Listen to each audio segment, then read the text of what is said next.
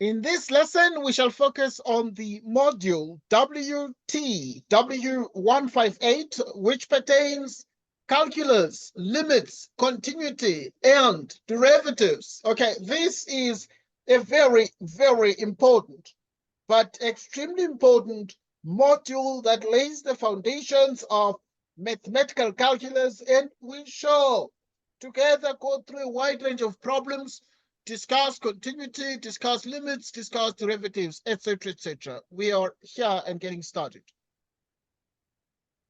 Right.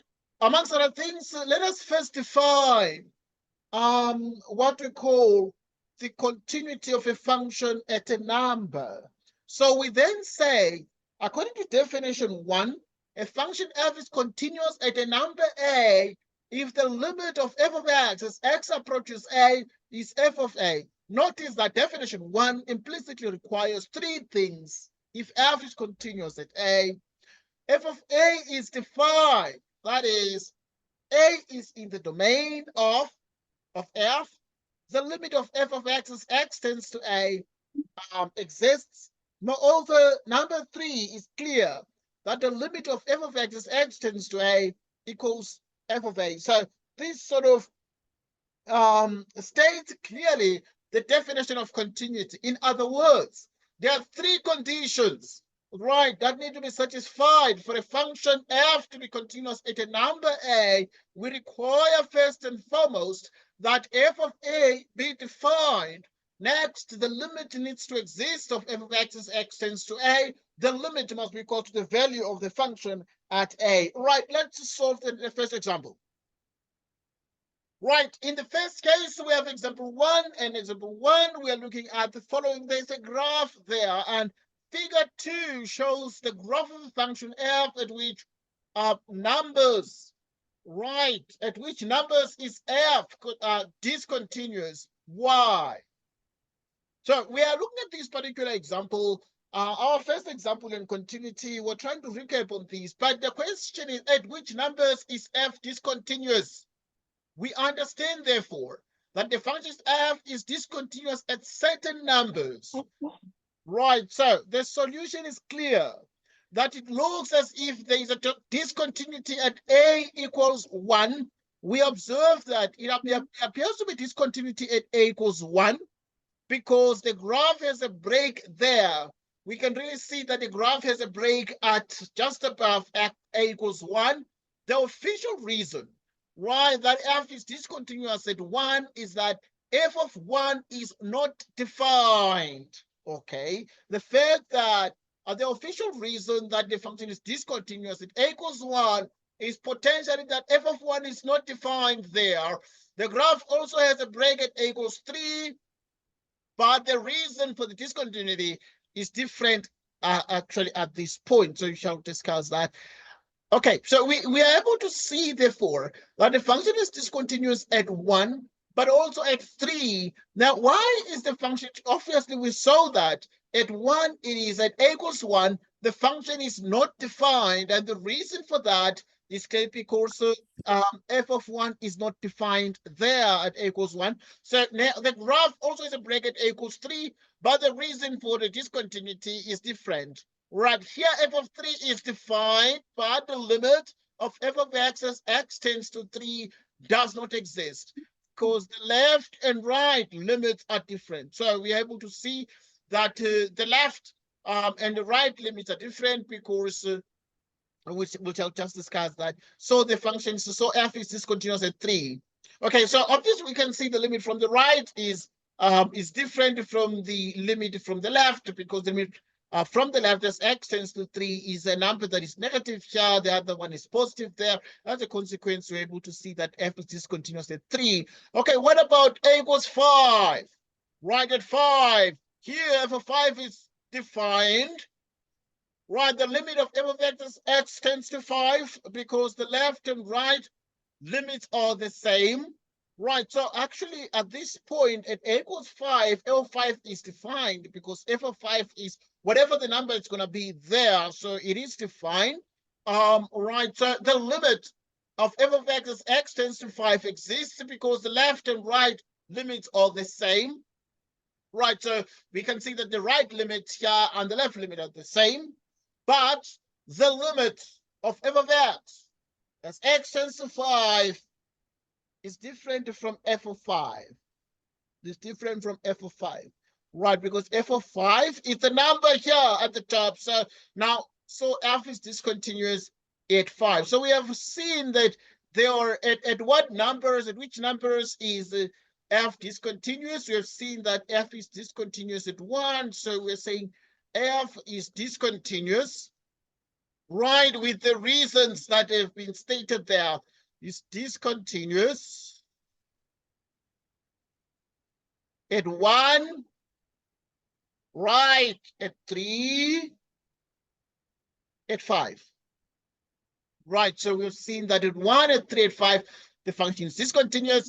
The function f is discontinuous, but also the reasons have been clearly supplied in the discussion. Right, we shall proceed also to look at a wide range of problems that pertain what we call continuity and discontinuity. Let us look at these particular examples. We have gathered a set of 4 examples where each of the following functions discontinuous. Let us look at A.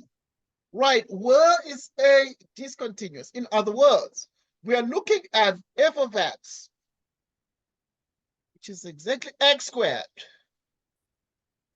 minus x minus 2 divided by x minus 2. Where are each of the following functions discontinuous? Obviously, there are a couple of things that you need to take into account here.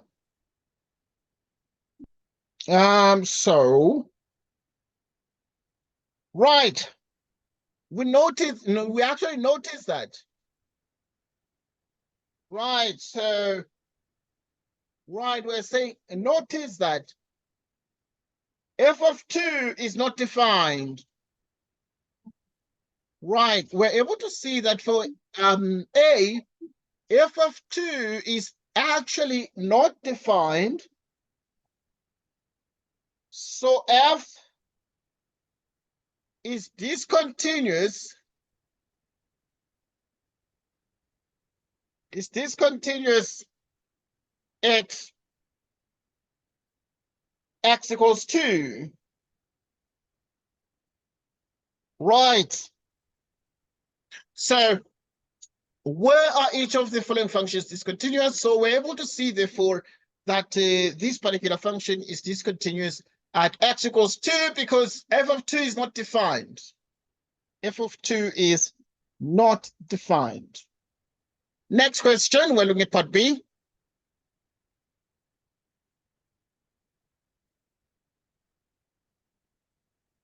Part B. Where is this one? Obviously, discontinuous. For part B, we're able to first see that f of 2, at this number here, f of 2 is clearly 1, the limit.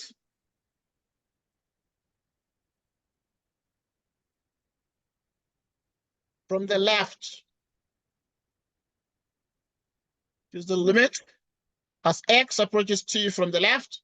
Right, so obviously at this point we have x squared minus x minus 2. You divide that by exactly x minus 2. This gives us the limit as x tends to 2 from the left. All right, so obviously at this point we can even consider just the whole limit. Right, either from the left or from the right. At this point, then you'd have, for example, x minus 2, x plus 1, x minus 2, x2, x plus 1,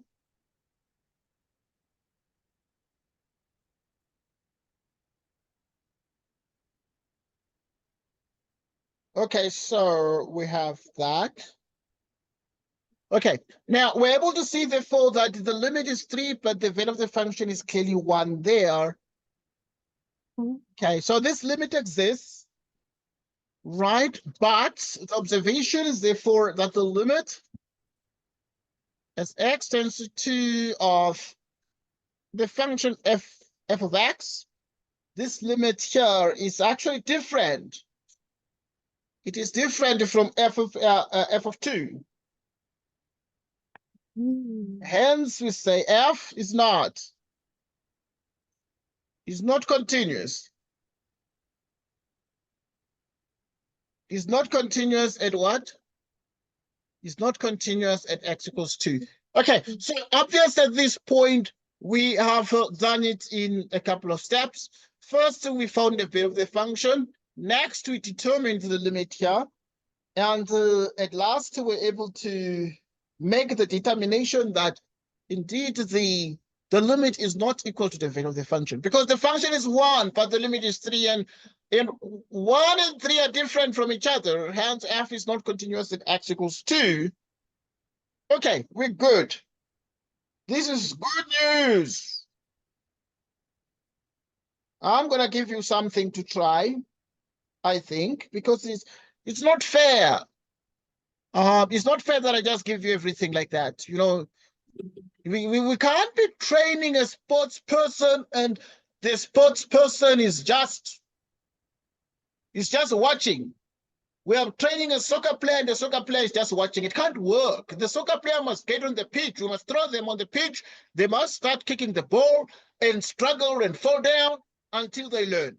But obviously, we're just guiding them all the way. Okay, so what do you think about C? Have you thought about C? I'm just throwing it out there. We shall discuss, of course. We shall discuss. What do you think about C?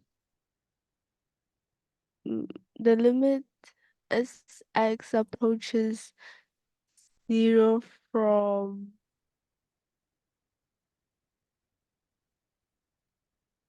f. Yeah, the limit as x tends to 0 from both sides. From both sides. Is Yes. equals to infinity. Yes, yes.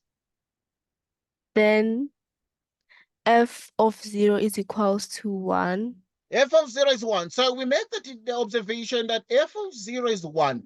That is the first point. The next point is that we can get the limit as x tends to 0 of f of x, which is the limit as x tends to 0 of 1 over x squared. Okay, so what is this limit here as x tends to 0? Right, you already said that it becomes infinity, or it does not exist, right? Yes. Right, we can say does not exist. Okay, because the graph of this function is like this.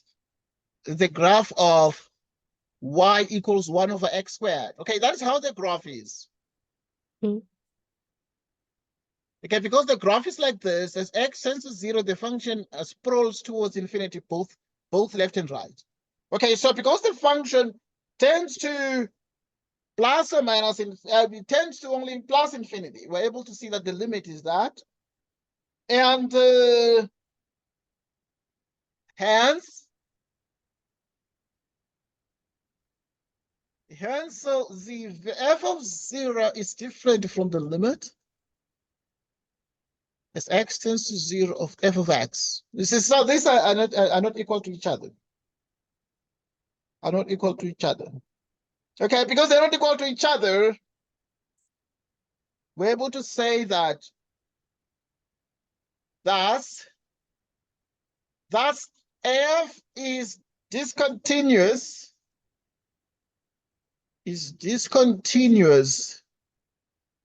Right, is discontinuous at x equals what? At x equals 0.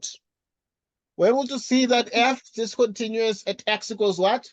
At x equals 0. So yeah, we proceed to the next question. Right, the next question is D. D is a very interesting one. Where is this one? Discontinuous. It's a bit different, this one. Right.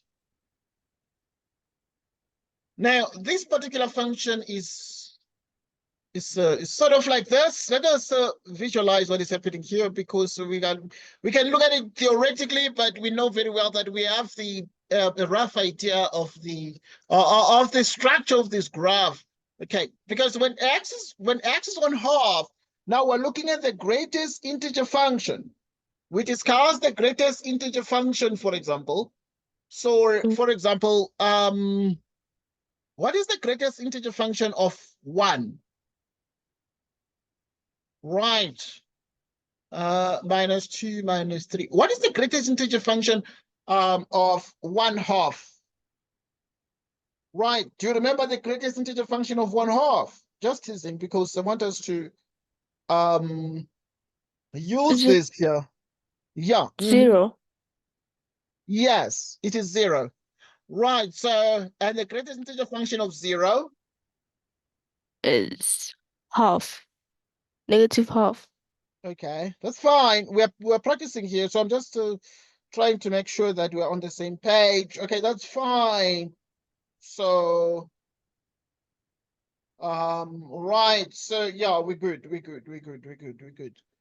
Right. So now let us solve this problem. But I want us to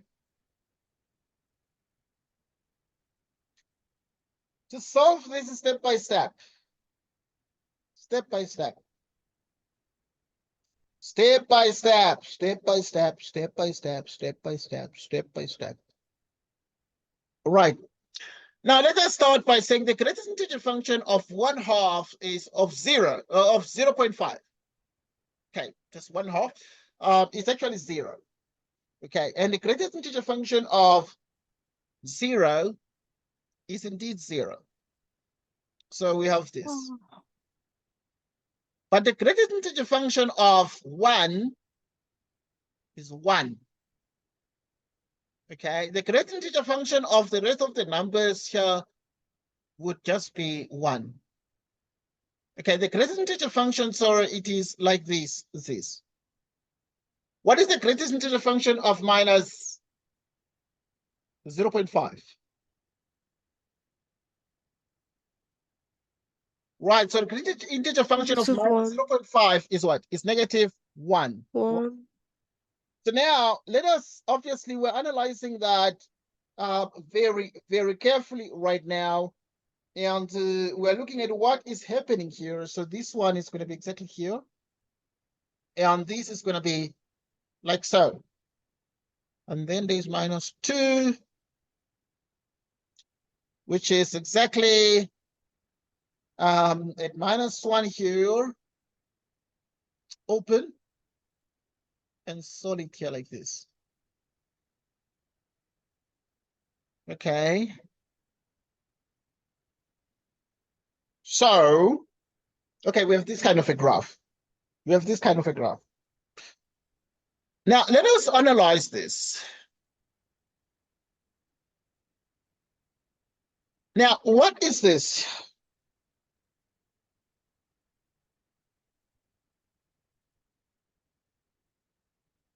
Now, let us analyze and see what is happening. So we want to answer this question. Where are each of the following functions discontinuous? This one, where is it discontinuous? This kind of a function, where is it discontinuous? So we make the observation that the greatest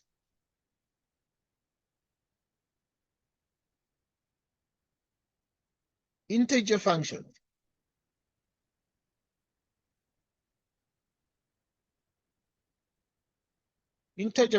f of x, which is the greatest integer of x, has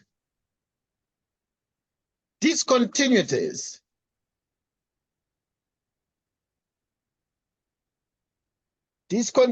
at all, right, at all the integers, because the limit as x approaches n of this one here does not exist.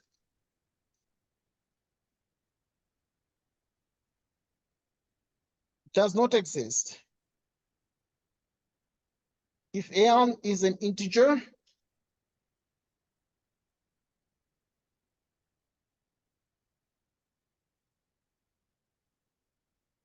right? So this limit does not exist if n is an integer, because from the left of 1, the limit is going to be 0. But from the right of 1, the limit is 1.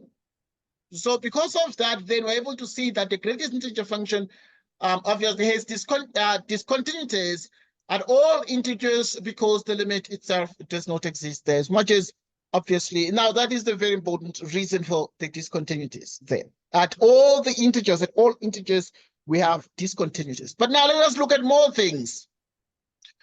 Now, there are types of discontinuities that we need to learn for purposes of exam and other assessments.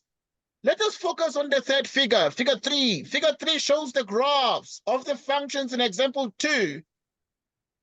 Right, so okay, that's fine.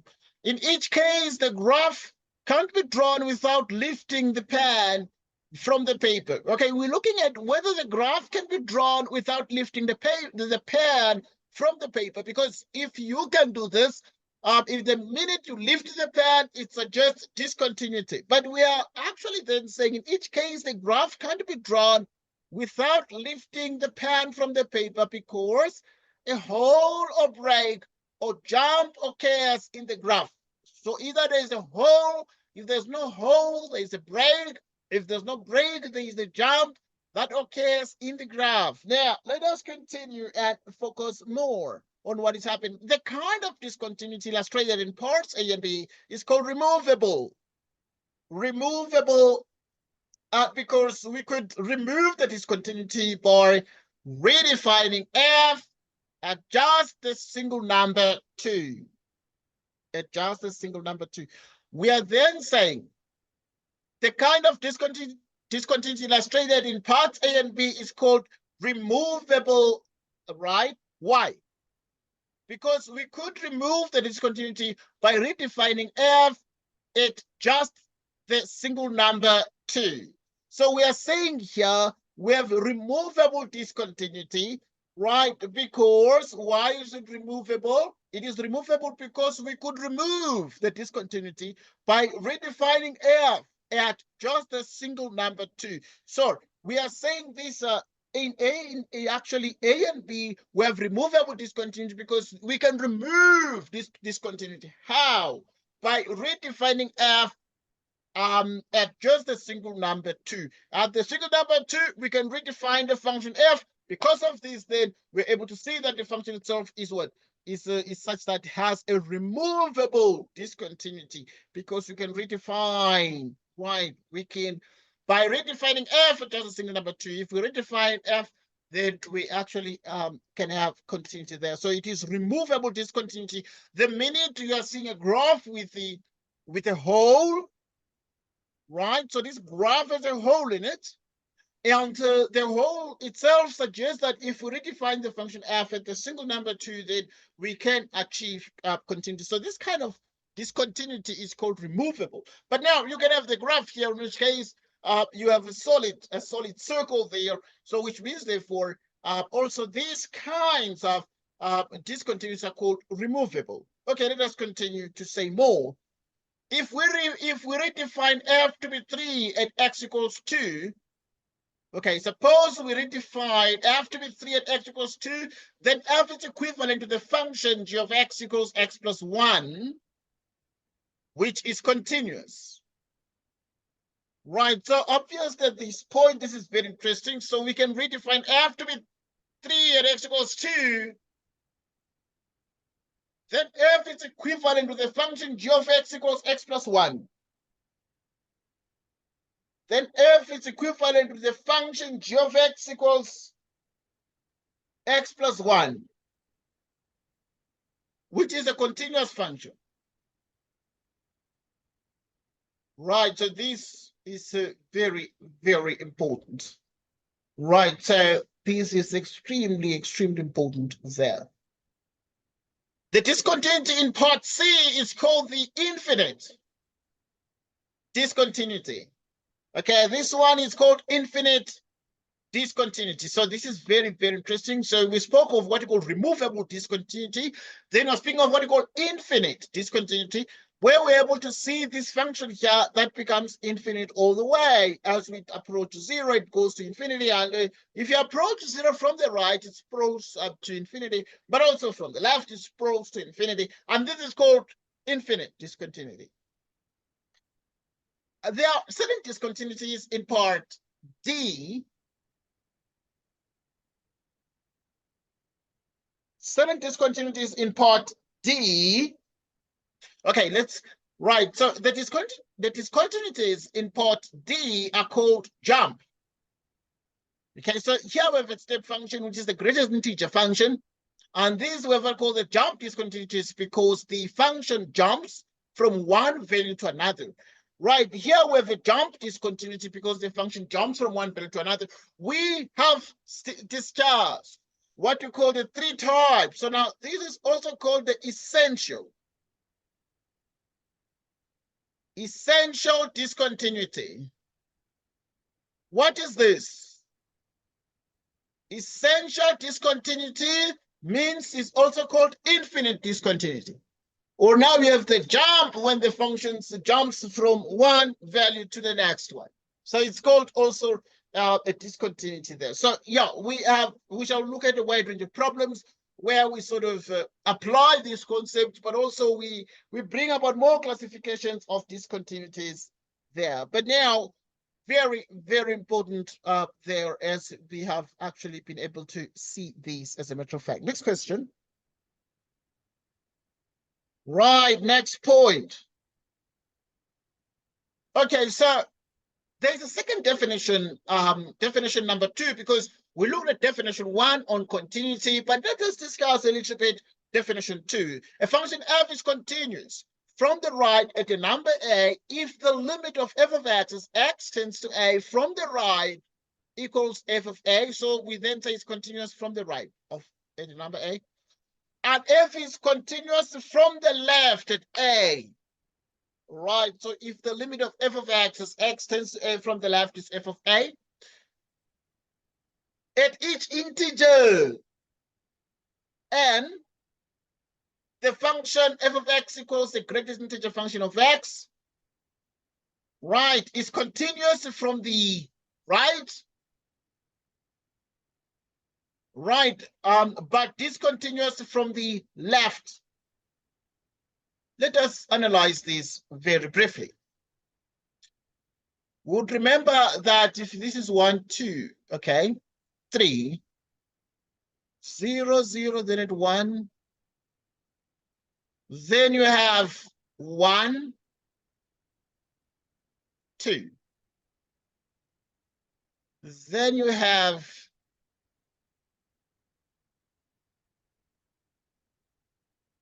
okay, so yeah. So right, so we have something like this. Let us analyze what happens, for instance, at an integer, like when n is 1, because we're looking at the limit when x approaches n from the right and from the left. Okay, when x approaches n from the right, okay, let's take 2. Doesn't matter. So we suppose that n equals 2. What is the limit, for instance, from the right of 2? From the right of 2. Okay, from the right of 2, it's 2, right? So let's just write that one down. So if you look at the limit, right, from the right of 2, well done, and we can see it's 2. Let's look at the limit. Okay, so it is 2. So it is just, as this says here, when x approaches n from the right, then it just n. And this is equal to, what is the value of f at 2? F at 2 is 2. Okay, let us look at what happens when you approach 2 from the left of the greatest integer function. If this is 2 and you approach it from the left, what is it? It is 1. So it is 2 minus 1, like n minus 1, which is 1. But what is f at 2? F at 2 is not 1. Okay, because f at 2 is 2. Okay, so yeah, so what we're able to see is therefore that the limit itself from the right and from the left it's not the same. Right, so obviously now what is then the conclusion is here. So we have the notion of one-sided continuity. So in other words, a function f is continuous. It's continuous. A function f is continuous from the right at a number a if the limit actually is exactly that. Okay, thank you so much. I'm in class there, but I will let me just see if I need to send you the work. Okay, let me just see if I need to send the work. I'm seeing your call there, Smiley. So right, okay, I'm seeing your call there. I'm seeing your call there. Let me see. Receive. Thank you so much. Thank you so much. Okay, I'm sending now the work. Okay. I'm sending now the work. I'm sending now the work because I was just in class. I'm just in class, but I'm sending the work now. Okay, so that is fine. That is okay. So I'm sending the work just now. Okay, but now then if this function f from the right is continuous from the right at the number a, so obviously we're able to see that it's continuous from the right. All right, so why is this the case? Right, because we're able to see therefore that the limit here is the value of the function so, and this here is a signal to show us that we have continuity. We have continuity over there. We have continuity over there. So we're good. We're good. We're good. Right. So I'm sending the work, Ismaili. So yeah. Okay. So that's fine. That's fine. That's fine. Okay. Just my other student there. Okay. Right. But we're saying f is continuous from. Okay. So is now because here the limit is called the value of the function. So it's continuous here. But is it continuous? It's continuous at x equals 2. Okay, here it is discontinuous. At x equals 2 from the right. So in other words, this is what we're saying. So it is not continuous from the left at a. Okay, so yeah, we're good. We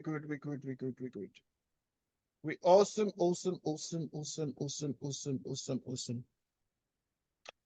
Right, so this is a very, very clear concept, and we continue right now to analyze these things a little bit more. Let's look at the next point. The next point. Right, in the next point, we're looking at a function f is continuous on the interval, on an interval. So this function is continuous on an interval if it is continuous at what? At every number in the interval.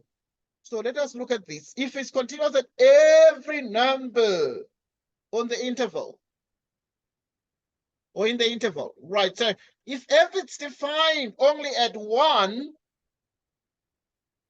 yeah, if f is defined only on one side of an endpoint of the interval, we understand continuous at the end point to mean continuous from the right or continuous from the left.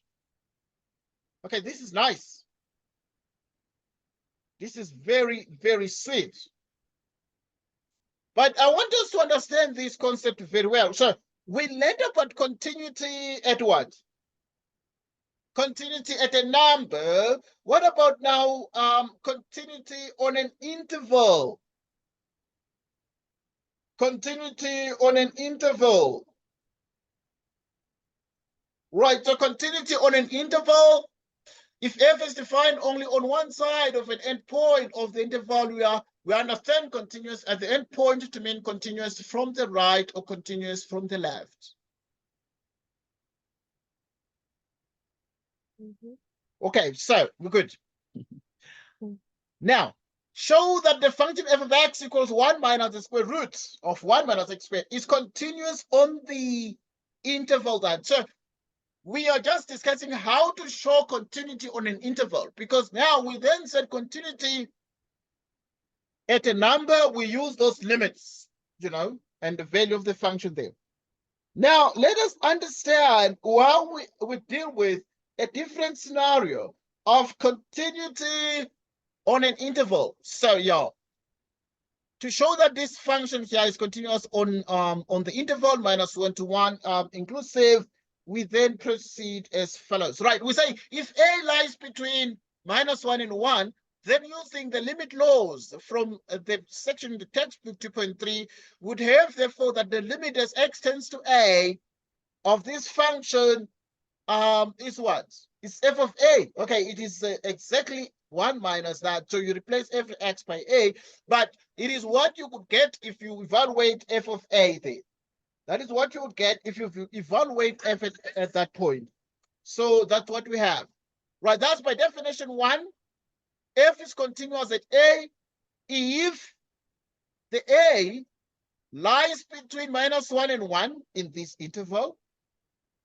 Similar calculations show that the limit of f of x as x tends to a from the right, as x tends to -1 from the right, would actually be 1, which is f of -1, and from the left would also be 1. So f is continuous from the right of -1, continuous from the left at 1. Therefore, according to definition 3, which is this one here, right, f is continuous on the interval. Right, f is continuous on the interval. Right, so this is very, very important. So think about this. Right, think about this.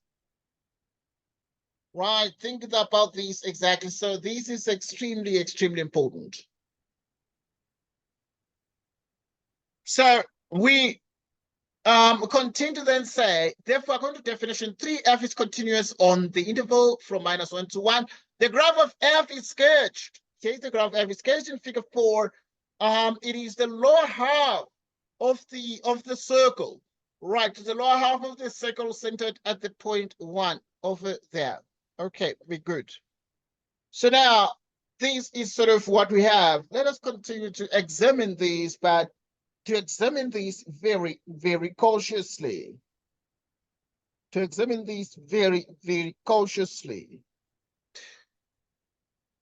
And we actually emphasize this definition of continuity on an interval by really saying a function f is continuous on an interval if it is continuous at every number in the interval. If f is defined only on one side of an endpoint of the interval, we understand continuous at the endpoint to mean continuous from the right or continuous from the left. So we're good. We're good. We're good. We're good. We're good. We're good. So y'all, we're good. We're good. We're good. We're good. We're good. So we continue. We continue. Let's look at the next point. You just look at the next point. Now, let's just look at a question, this one here in front of us. From the given graph, right, from the given graph of f, state the numbers at which f is discontinuous and explain why. Okay, let us look at the numbers. What can you say about, was speaking about a, what about a equals -4? Is the function discontinuous there? Yes. Yes, it is discontinuous because the function is not defined there. Right. Since f is not defined at a equals -4. Okay, what about a equals -2? From the right, it is somewhere here, the value of the function. From the, from the left, we're able to see that it is a value that is higher there. Okay, so, but also the value of the function would actually be that, but the limits are not the same. Right, so at a equals minus 2 also, right, the limit of f of x as x tends to minus 2, this limit does not exist. Okay, because you can consider both left and right, but this limit does not exist. All right, what about 2? A equals 2, is it continuous there? No. What do you think? It's not continuous. Why would it not be continuous at 2? The limit does not The exist. limit does not exist. Well done. Thank you so much there. So at x equals 2, the limit does not exist. Next, at 4, at a equals 4, what is happening there? Is it continuous, for example? No. Nope. So also here, why is it not continuous there? The limit does The not limit doesn't exist. Well done. Thank you so much, Atlahong. Right, so we can see that the limit as x tends to 4, this limit does not what? Does not exist. All right, so we look at the next point. Okay, let us look at what about for each of the numbers stated in part A, determine whether f is continuous from the right or from the left. Okay, so we could actually obviously be in a position to determine if f is continuous from the right.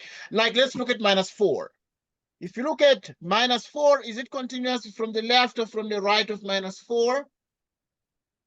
Okay, so you can see that the limit from the left and from the right, the limits here are the same. So, but the value of the function itself, the function is not defined, and therefore the function itself is what? Is not continuous either from the right or from the left. Okay, right. So what about at minus 2? The limit does not exist. Okay, but let's see what is happening here. But the function is defined at this point. So if you look at the limit as x tends to minus 2 from the left, what you're seeing is that the value of the function would be whatever. Okay, so obviously it's not given, but it will be here. But also the limit from the left would also be that number. So which means that this function would be continuous. Would be continuous. Any question? Obviously. Okay. Right. Would therefore be continuous from the left. Okay. Would therefore be continuous from the left. Okay. So yeah, we can discuss other similar things there and use the same notions there to discuss. Let us look at this one. From the given graph of G, state the numbers at which G is discontinuous and explain why. What do you think of this one? Where is G? This is the function G. Where is G discontinuous? What do you think? At -2. At -2.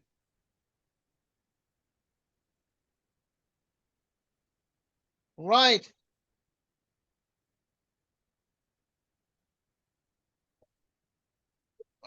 So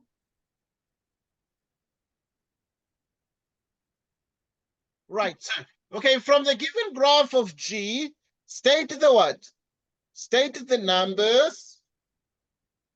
Right, state the numbers at which G is discontinuous and explain why. Okay, at -2, you actually think that it is discontinuous and explain why. Right, okay, what is the explanation at A equals -2? Function value is not defined. It's not defined. Yeah, definitely.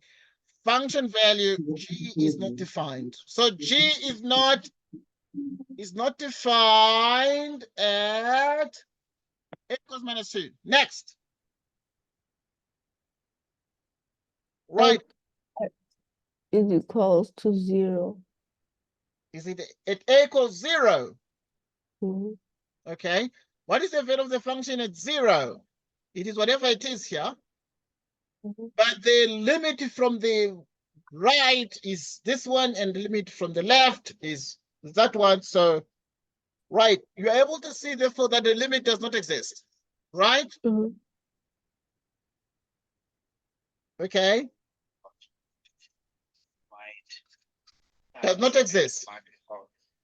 Since then, I've been waiting to hear from you. Okay. Or even besides that one, is there any assignment you can assist in Okay. submitting for me? All right. So yeah, the limit of g of x does not exist there at 0.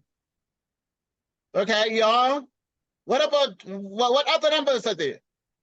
What do you think? 1. 1.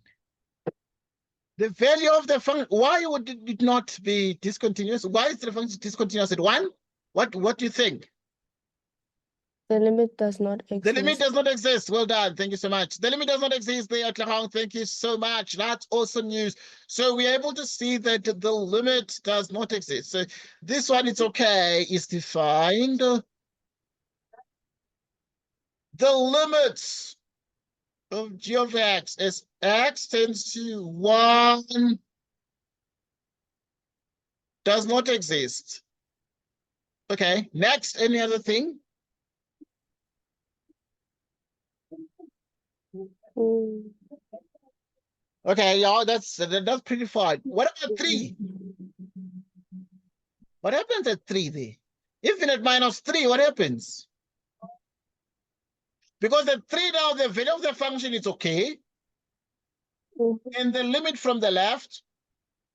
So this one would be continuous. Would be continuous from the what? From the left. Okay, when you approach Sx tends to 3 from the left, it will be continuous there. This one, continuous from the what? Right. Continuous from the right, right? You agree? Mhm. Because the function is defined here. Whatever it is, but we don't know what it is at this point, but it's defined, it's closed here. So, and also that limit is gonna exist from the right. So it's continuous as x from the, okay, minus 3, x approaches minus 3 from the what? From the right. Okay, any question? Okay, let's look at other problems now. We are finishing, please. I know your thing. Okay, if you look at this one, 5 to 6, the graph of a function f is continuous at this. This is this. Okay, we're gonna discuss some of this because they're very similar. I want to give something different. Okay, let's look at this one. For what value of c of the constant c is the function f continuous on this interval? What do you think of 47? What is f of 2 for this function? Oh. F of 2 would be right,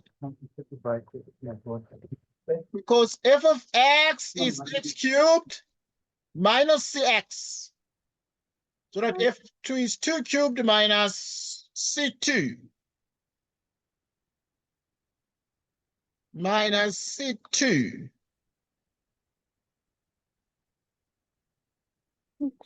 minus c times 2.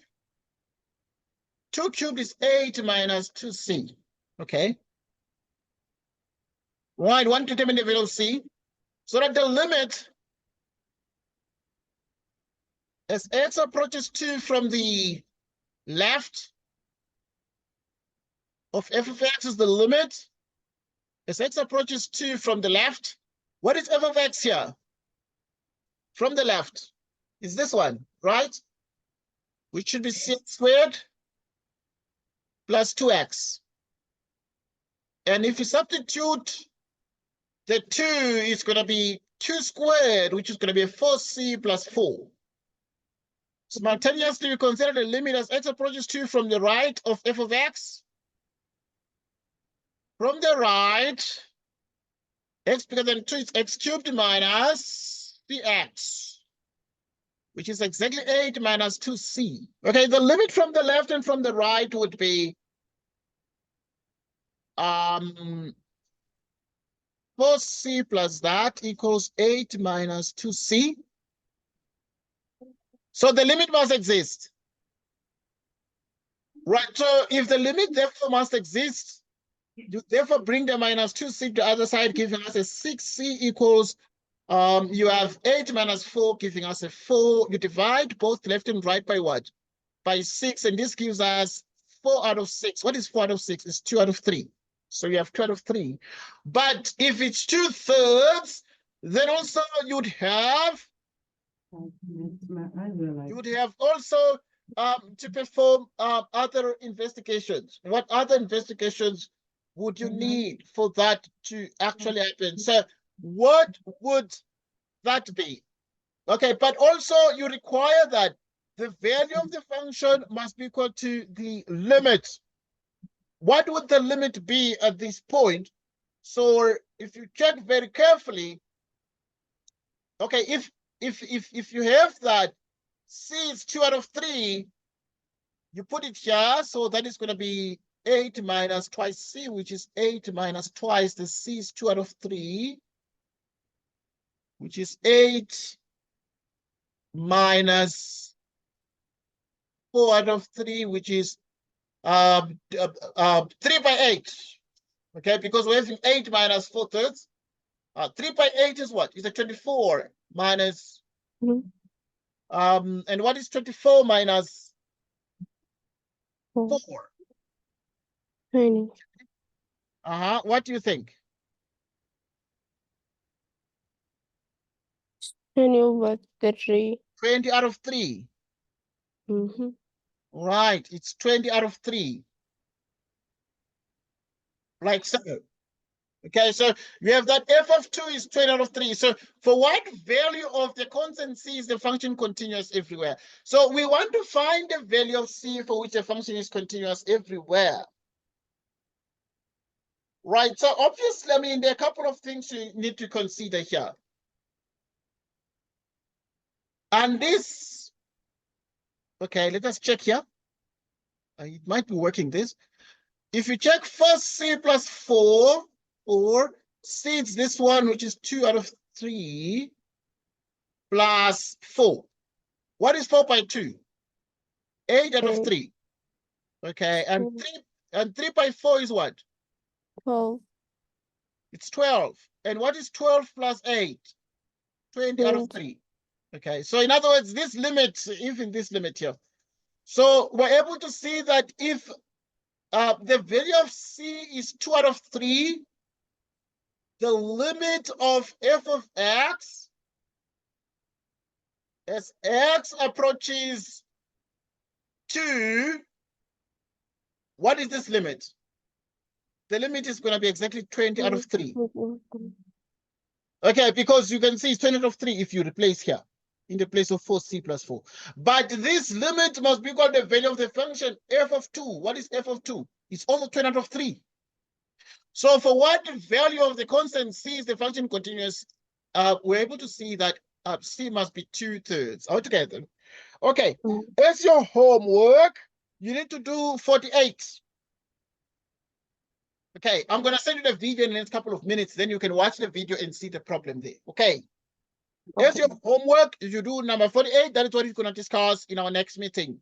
Right. It's just about exactly 1 hour, because we said we shall discuss for 1 hour and then 3 hours tomorrow. Is that correct? Yes. Okay, thank you so much. Right, we shall send you the recording, please, in the next couple of minutes so that you can watch it during your own spare time, anytime, anywhere, whenever you have a chance to watch. But we thank you so much for joining us this afternoon.